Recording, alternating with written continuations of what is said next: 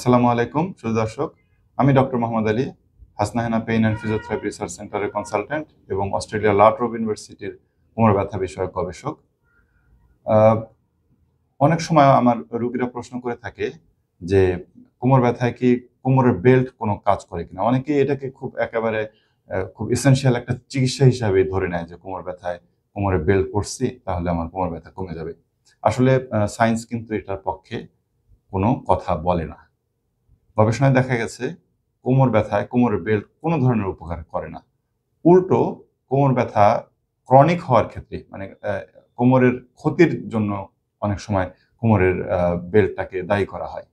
এ কারণে প্রিয় দর্শক, কখনোই কোমরের বেল্টটাকে ম্যান্ডেটরি মনে করবেন না।